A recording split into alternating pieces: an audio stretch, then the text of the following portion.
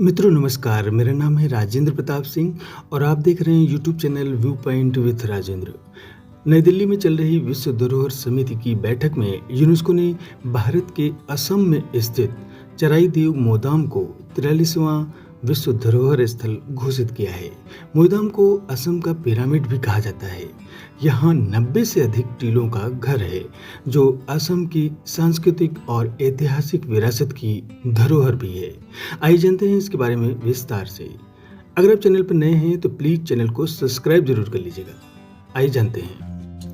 नई दिल्ली में 21 से 31 जुलाई 2024 तक भारत मंडपम कन्वेंशन सेंटर में आयोजित हो रही 46वीं विश्व धरोहर समिति की बैठक में भारत की सांस्कृतिक विरासत श्रेणी से चराईदेव मोईदाम को सांस्कृतिक श्रेणी में यूनेस्को विश्व धरोहर स्थल के रूप में नामित किया गया।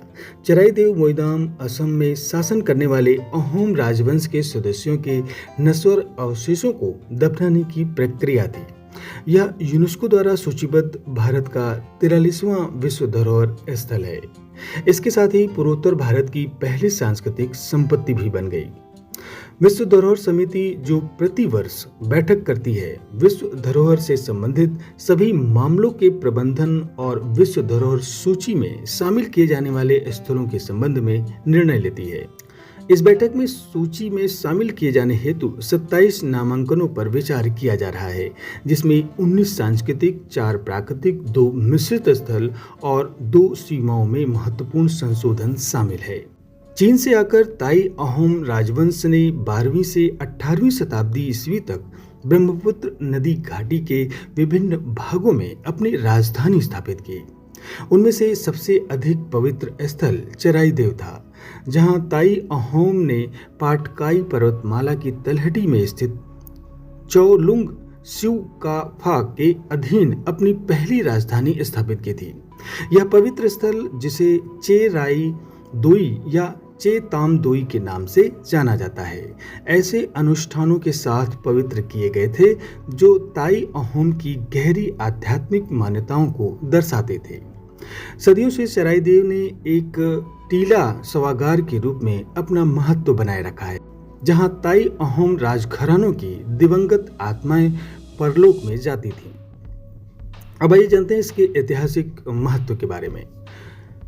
ताई अहोम लोगों का मानना था कि उनके राजा दिव्य थे, जिसके कारण एक अनूठी अंत्येष्टि परंपरा की स्थापना हुई। राजवंश के सदस्यों के नश्वर अवशेषों को दफनाने के लिए मोईदाम या गुंबददार टीलों का निर्माण हुआ। यह परंपरा 600 वर्षों से चली आ रही है, जिसमें विभिन्न सामग्रियों का उपयोग किया गया और समय के साथ वास्तुकला की तकनीकें विकसित होती रहीं। शुरुआत में लकड़ी और बाद में पत्थर और पकी हुई ईंटों का इस्तेमाल करके मोईदाम का निर्माण किया गया। यह एक सावधानी पूर्वक की जाने वाली प्रक्रिया थी, जिसका विवरण चांगरुंग फुकुन में दिया गया है, जो अहोमों का एक प्रमाणिक ग्रंथ है। शाही दाह संस्कार से जुड़ी रस्में बहुत भव्यता के साथ आयोजित की जाती थी, जो ताई अहोम समाज की पदानुक्रमिक संरचना को दर्शाती थी।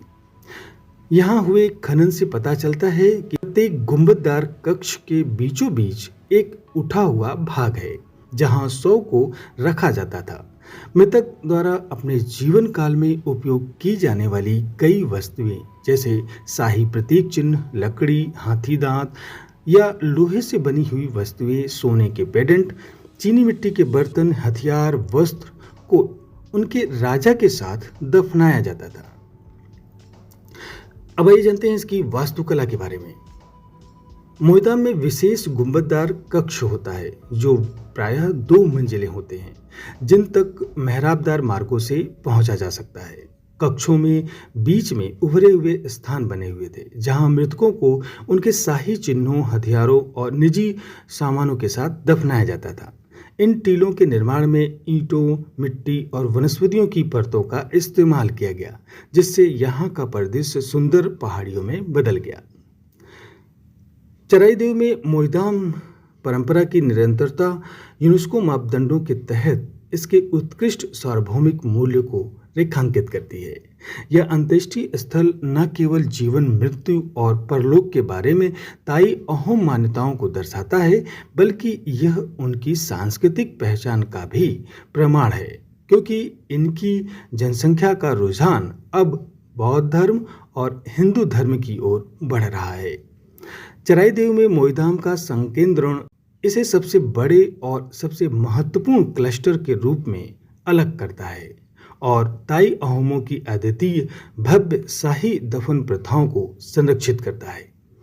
इसके संरक्षण के बारे में क्या प्रयास किए गए, आइए इसके बारे में जानते हैं।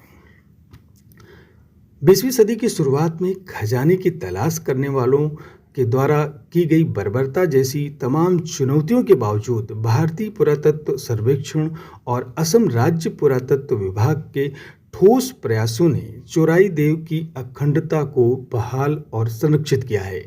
राष्ट्रीय और राज्य कानूनों के तहत संरक्षित इस स्थल का प्रबंधन इसकी संरचनात्मक और सांस्कृतिक प्रामाणिकता की सुरक्षा के लिए जारी है।